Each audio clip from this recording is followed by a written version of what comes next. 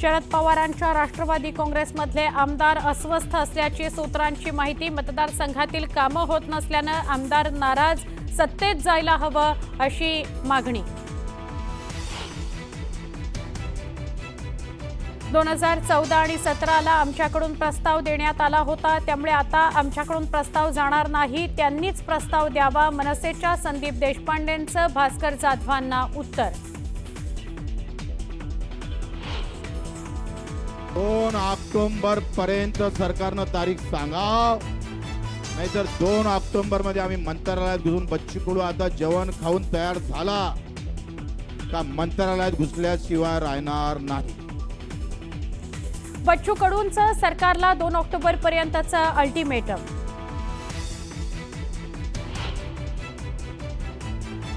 कोणी जर सक्तीची वसुली केली तर गावातल्या झाडाले बांधून ठेवल्याशिवाय राहणार नाही।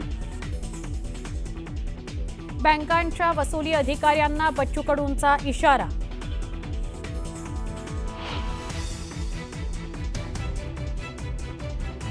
पुण्यामध्ये अजित पवारांच्या कार्यक्रमात कर्जमाफीच्या मुद्द्यावरून बच्चू कडू समर्थकांचा राडा। बच्चू कडू समर्थकांकडून कार्यक्रम स्थळाबाहेरही जोरदार घोषणाबाजी। 1 मिनिट तुम्ही वाजवत आहे। कर्जमाफीचं आश्वासन आमच्या जाहीरनाम्यात नव्हतं। शेतकरी कर्जमाफी संदर्भात मंत्री अतुल सावेंचं मोठं विधान।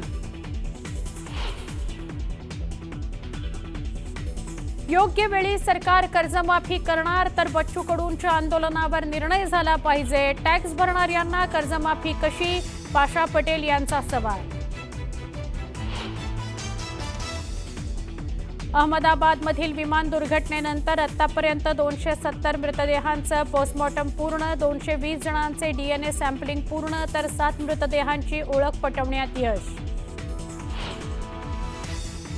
विमान अपघाताच्या चौकशीकरता उच्चस्तरीय चौकशी समिती स्थापन। केंद्रीय नागरी उड्डाण मंत्री राममोहन नायडू यांची माहिती। आणि इस्रायलच्या हल्ल्यानंतर आता इराणच्या इस्रायलवर जोरदार पलटवार। इराणनं इस्रायलवर डागली शेकडो बॅलिस्टिक क्षेपणास्त्र। इस्रायलनं हल्ले परतवून लावल्याचा केला दावा। शरद पवारांच्या पक्षातील आमदार अस्वस्थ असल्याची सूत्रांची माहिती आहे।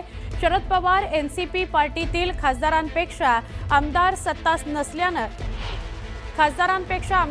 नसल्यानं अस्वस्थ असल्याचं समजतंय। खासदार आणि आमदार हे सध्या सत्ता नाहीये राष्ट्रवादी काँग्रेस शरदचंद्र पवार पक्षाकडे, त्यामुळे अस्वस्थ आहेत असं कळतंय। एनसीपीचे शरदचंद्र पवार गटातील आमदार ज्यांना सत्तेचे वेध लागल्याची चर्चा सुरू झालेली आहे।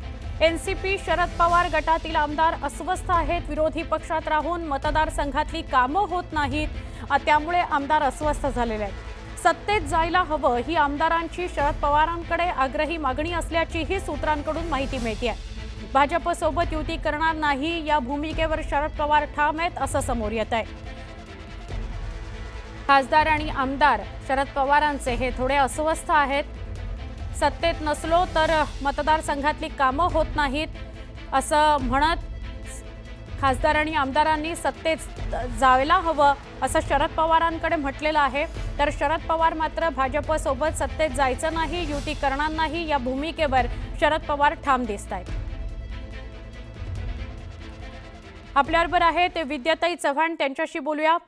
विद्याताई, एक माहिती अशी समोर येते की सगळे आमदार आणि खासदार राष्ट्रवादी काँग्रेस शरदचंद्र पवार पक्षाचे असं म्हणतायत की आता सत्तेत जायला हवं, सत्तेसोबत जायला हवं, पण शरद पवार मात्र तितकेसे सकारात्मक नाही आहेत। तुम्ही काय सांगाल? पवार साहेब कसे काय सकारात्मक असतील? आणि मला असं वाटतं अशा प्रकारे जी हूल उठवण्यात आलेली आहे की पक्षाचे आमदार किंवा खासदार दुसऱ्या पक्षामध्ये किंवा सत्तेमध्ये जाण्याच्या तयारीत आहेत, तर मला असं वाटतं ही चर्चा फक्त माध्यमांमध्ये आहे। आम्ही आता पक्ष कार्यालयामध्ये आहोत, कुठेही अशा प्रकारची चर्चा आम्हाला ऐकिवात नाही। त्यामुळे अशा प्रकारे काहीतरी आमदार किंवा खासदार आपला पक्ष सोडून दुसरीकडे जातील असं आम्हाला तरी काही त्या बातमीवर विश्वास वाटत नाहीये। पण म्हणजे आमदार आणि खासदार आपले नाराज नाहीत असं आपण म्हणताय? निश्चितच नाराज नाही आहेत। नाराज असते तर त्यांनी सांगितलं असतं ना तसं, पण आमच्या आता ऐकिवात नाहीये तशा प्रकारे की आमदार किंवा खासदार कुठे नाराज आहेत, त्यांना सत्तेत जायचं आहे, असं काही माझ्या तरी ऐकवात नाही. अशी एक माहिती समोर येते की आमदार अस्वस्थ सुद्धा आहेत, मतदारसंघातली कामं होत नाहीत जर आपण सत्तेत नसू तर, आणि अशी जी त्यांची भावना आहे ती त्यांनी शरद पवारांकडे बोलून दाखवली असंही कळत आहे. आता शरद पवारांकडे त्यांनी काय भावना बोलून दाखवलं त्याची माहिती माझ्याकडे नाहीये, पण मला असं वाटतं त्यांनी जरी पक्ष सोडला आणि उद्या ते सत्ताधारी पक्षात गेले तर काय त्यांना मंत्रिपद मिळणार आहे का, त्यांना काही वेगळा सन्मान मिळणार आहे, त्यामुळे ह्या गोष्टीवरती माझा काही विश्वास नाहीये. आणि निश्चितच ते आहेत तिथे चांगल्या प्रकारे लोकांनी त्यांना ज्या मतदार क्षेत्रात निवडून दिलेलं आहे त्या मतदार क्षेत्रामध्ये चांगलं काम करायचं जोमाने त्यांनी प्रयत्न करावा, जेणेकरून पुढच्या निवडणुकांना सुद्धा त्यांना यश मिळेल. ते जर आज इकडून तिकडे बदली करून गेले, दल बदलू प्रकार केले तर लोकांच्या मनातनं त्यांची प्रतिमा मलिन होण्याची शक्यता जास्त. नक्की. धन्यवाद ताई, तुम्ही न्यूज 18 लोकमतशी बोललात त्याबद्दल. राष्ट्रवादी काँग्रेस शरदचंद्र पवार पक्षाच्या विद्याताई चव्हाण आपल्या सोबत होत्या. त्या म्हणाल्या ही एक हूल उठवण्यात आलेली आहे, असं काही नाही, आमचे आमदार अजिबात नाराज नाहीत आणि ते आमच्या सोबतच राहतील. आमच्या प्रतिनिधी प्रणाली कापसे यांच्याशी बोलूया. प्रणाली, एक गोष्ट समोर येते की आमदार नाराज आहेत राष्ट्रवादी काँग्रेस शरदचंद्र पवार पक्षाचे, आणि त्यांनी आपली भावना शरद पवारांपर्यंत सुद्धा पोहोचवलेली आहे की आपण सत्तेत असायला पाहिजे, सत्तेत जायला पाहिजे, पण पवार मात्र तयार नाहीत. आपण काय सांगाल? राष्ट्रवादी शरदचंद्र पवार पक्षाच्या वरिष्ठ सूत्रांची जी माहिती आहे त्यानुसार या तथ्यता आहे की खासदारांपेक्षा आमदार जे आहे ते जास्त अस्वस्थ आहे. आमदारांना असं वाटतं की आपण सत्तेत नाही आहे त्यामुळे आपली कामं होत नाहीत. तुलनेत खासदार मात्र शरदचंद्र पवार पक्षाची किंवा शरदचंद्र पवार यांची साथ सोडायला तयार नाहीये. त्यांच्यात ती अस्वस्थता नाहीये जेवढी अस्वस्थता ही आमदारांमध्ये आहे, आणि त्यामुळे काही आमदारांनी त्यांचं मत जे आहे ते शरद पवार यांच्यापर्यंत पोहोचवल्याची सुद्धा सूत्रांची माहिती आहे. आणि त्यामुळे जी माहिती मिळते त्यानुसार आमदारांचा रेटा आहे की आपण सत्तेमध्ये सहभागी व्हावं, आपल्याला जर काम करून घ्यायची असेल तर आपण सत्तेमध्ये राहावं असं त्यांचं म्हणणं आहे. परंतु खासदारांमध्ये मात्र तेवढी अस्वस्थता नाही, आणि त्यामुळे राष्ट्रवादी पक्ष जे आहे ते दोन्ही राष्ट्रवादी एकत्रित होतील आणि किंवा त्यातला राष्ट्रवादी शरदचंद्र पवार पक्ष हा एनडीए मध्ये केंद्रीय पातळीमध्ये एनडीए मध्ये जाईल अशा ज्या चर्चा होत्या त्या चर्चांना कुठेतरी पूर्णविराम या ठिकाणी मिळताना दिसतोय.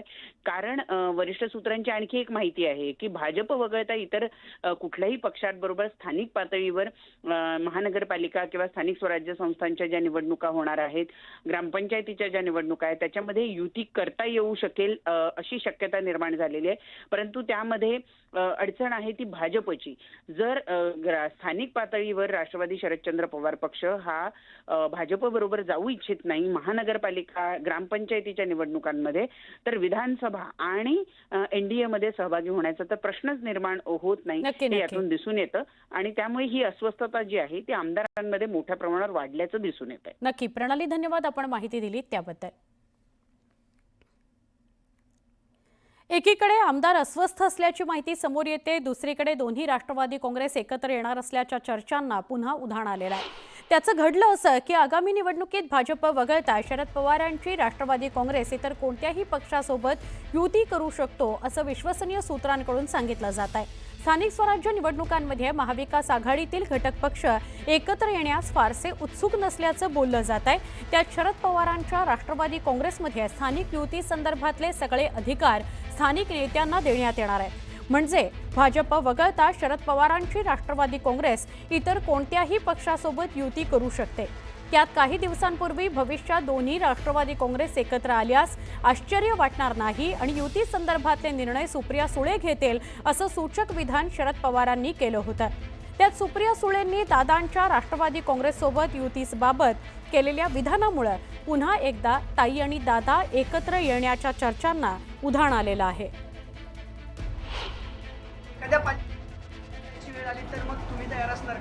आता बघा, आता पाऊस पडला तर मी रेनकोट घालणार का छत्री, यातून मी निर्णय घेतलेला आहे. एखाद्या पालिकेत दादांसोबत जायची वेळ आली तर मग तुम्ही तयार असणार का सगळे? आता बघा, आता पाऊस पडला तर मी रेनकोट घालणार का छत्री, यातून मी निर्णय घेतलेला आहे. भाजप सोडून कुठल्याही पक्षासोबत युती करायला तयार आहे, स्थानिक नेते तिथला निर्णय घेतील, असं काही चर्चा झाली आहे तुमच्यात? कारण अशी नाही आहे, आमची लाईन नेहमीच असते. किती वर्ष, 26 वर्ष हीच लाईन आहे की स्थानिक नेते ठरवतील. मग काँग्रेस बरोबर तेव्हा जायचं नाही जायचं सगळं स्थानिक नेते ठरवतात नेहमी. हेच कार्यकर्त्यांचं इलेक्शन आहे. कार्यकर्त्यांना हीच तर पवार साहेबांची ताकद आहे ना. पण ताई, सत्तेचं विकेंद्रीकरण, सत्ता साहेबांकडे एकट्याकडे कधीच राहिली नाही, त्याचं विकेंद्रीकरण झालं. तुम्हाला अधिकार देतोय, तुम्ही निर्णय घ्या. एकीकडे पवार कुटुंब एकत्र येण्याच्या चर्चा जोर धरत असताना दुसरीकडे ठाकरे बंधू एकत्र येणार का या चर्चा सुरू आहेत. पण पहिली टाळी कोण देणार यावरून सध्या मोठा राजकीय खल सुरू असल्याचं बोललं जात आहे. अशातच मनसे नेते संदीप देशपांडेंनी भास्कर जाधवांना उत्तर दिलंय. 2014-2017ला आमच्याकडून प्रस्ताव देण्यात आला होता, त्यामुळे 2025मध्ये आमच्याकडून प्रस्ताव जाणार नाही असं वक्तव्य संदीप देशपांडेंनी केलंय. तर काल युतीचा प्रस्ताव राज ठाकरेंनी दिला पाहिजे असं मत भास्कर जाधवांनी व्यक्त केलं होतं. त्यावर संदीप देशपांडेंनी स्पष्टीकरण दिलं. पहिला प्रस्ताव हा राजसाहेबांनी मांडलेला आहे आणि राजसाहेबांनी मांडल्यामुळे राजसाहेबांचं महाराष्ट्राच्या हितापेक्षा आमची भांडणं छोटी आहे असं राजसाहेब म्हणाले. त्यामुळे महाराष्ट्राच्या हिताच्या दृष्टीने दोघांनी एकत्र कसं यावं, मला वाटतं हा प्रस्ताव राजसाहेबांनी दिला तर महाराष्ट्राच्या हिताच्या दृष्टीने योग्य ठरेल असं मला वाटतं. 2014ला आम्ही प्रस्ताव दिला होता, 2017ला आम्ही प्रस्ताव दिला. त्यावेळेला त्या प्रस्तावाला सकारात्मक प्रतिसाद आम्हाला मिळाला नाही. त्यामुळे 2025ला आमच्याकडनं प्रस्ताव द्यायचा प्रश्नच उद्भवत नाही. त्यांनी प्रस्ताव द्यावा, योग्य तो निर्णय राखण्यात घेतला. पुढच्या बातमीकडे आपण वळूया. ही बातमी आहे किशोरी पेडणेकर यांच्या संदर्भातली. राज ठाकरे यांच्या वाढदिवसानिमित्तानं कार्यक्रम आयोजित करण्यात आलेला होता आणि हा रक्तदानाचा कार्यक्रम होता. त्या कार्यक्रमाला उद्धव बाळासाहेब ठाकरे या पक्षाच्या नेत्या आणि मुंबईच्या माजी महापौर किशोरी पेडणेकर यांनी उपस्थिती लावली. त्यामुळे ठाकरे बंधूंच्या युतीच्या चर्चांना पुन्हा एकदा बळच मिळालं. आमच्या पदाधिकाऱ्यांमध्ये कुठलेही मनभेद नाही आहेत. आम्ही जरी कुठल्याही प्रकारे एकमेकांवर टीका करत असलो तरी सुद्धा मनभेद नाही आहेत, ते त्या कामापुरते असतात असं किशोरी पेडणेकर यांनी म्हटलं. राजसाहेबांनी पण काही गोष्टी मांडल्या आहेत महाराष्ट्राच्या हिताच्या, मुंबईच्या मराठी हिताच्या. त्यामुळे आम्ही आशादायी आहोत. जसं संदीपने सांगितलं की आम्ही जरी प्रवक्ते नेते असलो तरी अंतिम निर्णय दोन्ही भाऊ आणि दोन्ही पक्षप्रमुख घेतील. विक्रोळी पूर्व आणि पश्चिमेला जोडणाऱ्या उड्डाणपूल वाहतुकीकरता आज खुला होतोय. मात्र त्याआधीच शिवसेना शिंदे गटानं फीत कापून या पुलाचं उद्घाटन केलं. विक्रोळी पूर्व आणि पश्चिमेला जोडणाऱ्या विक्रोळी उड्डाणपुलाला आज दुपारी 4च्या दरम्यान वाहतुकीकरता हा सुरू झाला, ओपन झाला. पण या परिसरात उड्डाणपुलाकरता श्रेयवाद दिसून आला, बॅनरबाजी दिसून आली. सकाळच्या सुमारास भाजप माजी खासदार मनोज कोटक यांनी या ब्रिजची पाहणी केली आणि ब्रिज हा मुख्यमंत्र्यांच्या सांगण्यावरून 4 वाजता सामान्य नागरिकांकरता खुला करण्यात येईल असं सांगितलं गेलं. पण याआधी शिवसेना शिंदे गटाकडून थेट या ब्रिजचं उद्घाटनच करण्यात आलं.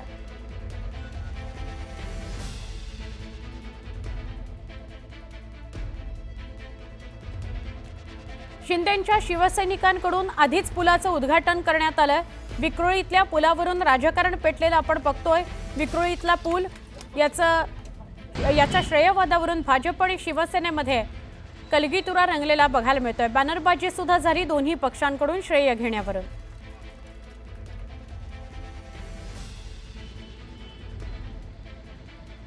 पूर्व आणि पश्चिमेला जोडणारा उड्डाण पुलाचं उद्घाटन जे आहे ते आज संध्याकाळी 4 वाजता, म्हणजे 4 वाजल्यापासून सर्व वाहतुकीसाठी हा उड्डाणपूल जो आहे तो उघडकीस येण्याचं पाहिलं. मी याच उड्डाणपुलावर आहे. हा उड्डाणपूल जर पाहिलं तर 615 मीटर इतका हा उड्डाणपूल आहे. एकूणच पाहिलं तर रेल्वे व मुंबई महानगरपालिकेच्या माध्यमातून या उड्डाणपुलाचं संपूर्ण काम झालेलं आहे. एकूणच पाहिलं तर या ठिकाणी असलेल्या रेल्वे फाटकमुळे पूर्व आणि पश्चिमेला जाणाऱ्या लोकांना रेल्वे फाटक जो आहे तो क्रॉस करून जावं लागत होतं. त्यामुळे अनेकांचा बळी देखील झाला होता.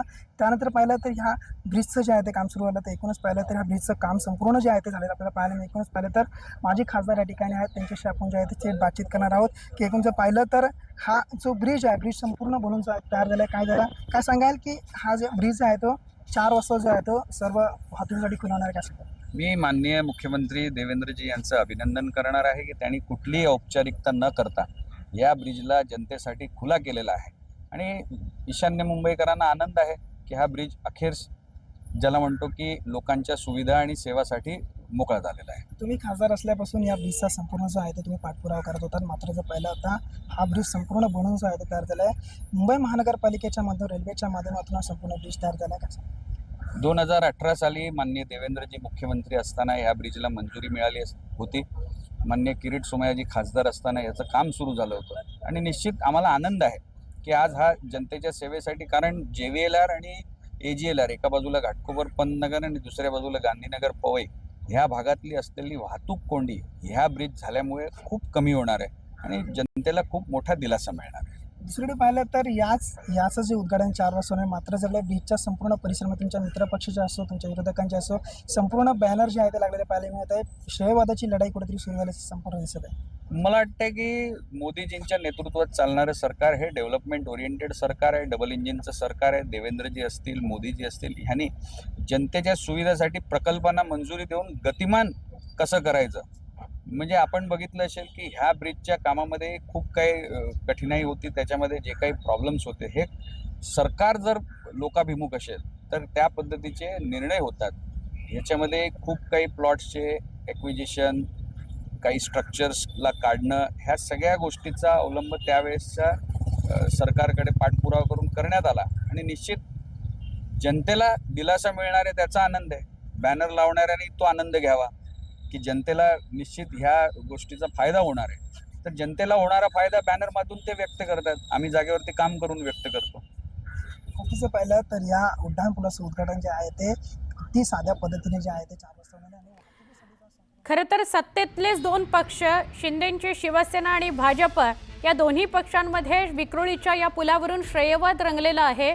वेळेआधीच शिवसेनेकडून या पुलाचं उद्घाटन करण्यात आलं, फीत कापून वेळेआधीच या पुलाचं उद्घाटन करण्यात आलं. त्याची दृश्य आपण बघतोय.